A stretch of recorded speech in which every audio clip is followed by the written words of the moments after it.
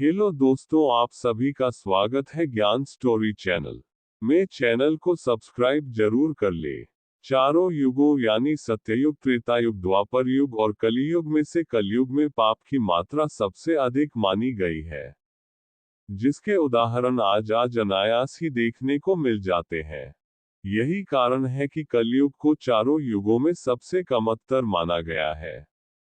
ऐसे में आप कलयुग में इन कार्यों को करके बुरे परिणामों से बचे रह सकते हैं। सभी युगों में कलयुग का कालखंड सबसे छोटा माना गया है। इस युग में भगवान विष्णु के अवतार कल्कि के जन्म लेने का भी वर्णन मिलता है। आज के समय में इतनी भागदौड़ हो गई है कि लोग अपने लिए भी समय नहीं निकाल पाते। ऐसे में आप इस कलयुग में इन बातों का ध्यान रखेंगे तो कई तरह की समस्याओं से बच सकते हैं।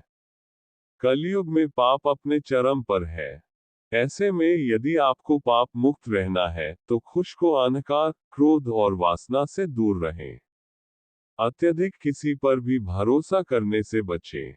दूसरों के साथ बुरा न करें। कलयुग में मनुष्य की आयु अन्य युगों के मुकाबले सबसे कम है। ऐसे में सबसे जरूरी अपने स्वास्थ्य का ध्यान रखना है। कलयुग के बुरे परिणामों से बचने के लिए मंत्रों का जाप सबसे बेहतर माना गया है। ऐसे में आप रोजाना श्रद्धापूर्वक इन मंत्रों का जाप कर सकते हैं। साथ ही आप भगवान के नाम का जाप करके भी लाभ देख सकते हैं। हो सके तो इन मंत्रों या फिर नाम जाप कम से कम 108 बार जरूर करना चाहिए। प्रतिदिन ब्रह्म मुहूर्त में उठकर सबसे पहले अपने आराध्य देव का ध्यान करें।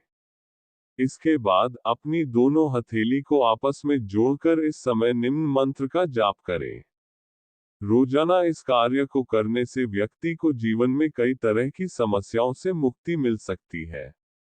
जब धर्मराज युधिष्ठिर अपना पूरा राजपाट परीक्षित को सौंपकर अन्य पांडवों और द्रौपदी समेत महाप्रयाण हेतु हिमालय की ओर निकल गए थे, उन दिनों स्वयं धर्म बैल का रूप लेकर गाय के रूप में बैठी पृथ्वी देवी से सरस्वती नदी के किनारे मिले। गाय रूपी पृथ्वी के नयन आंसुओं से भरे हुए थे, उनकी आंखों से आंसू बह रहे थे। पृथ्वी को दुखी देख धर्म ने उनसे उनकी परेशानी का कारण पूछा। धर्म ने कहा, देवी तुम ये देख कर तो नहीं रो रही कि मेरा बस एक पैर है, या तुम इस बात से दुखी हो कि अब तुम्हारे ऊपर बुरी ताकतों का शासन होगा।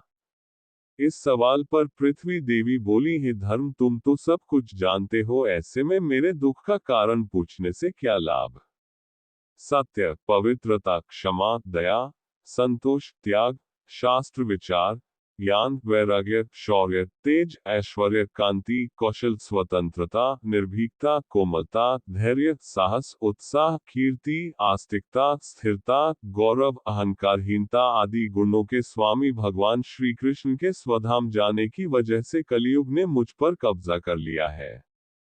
पहले भगवान कृष्ण के चरण मुझ पर पड़ते थे, जिसकी वजह से मैं खुद को सौभाग्यशाली मानती थी, परंतु अब ऐसा नहीं है। अब मेरा सौभाग्य समाप्त हो गया है।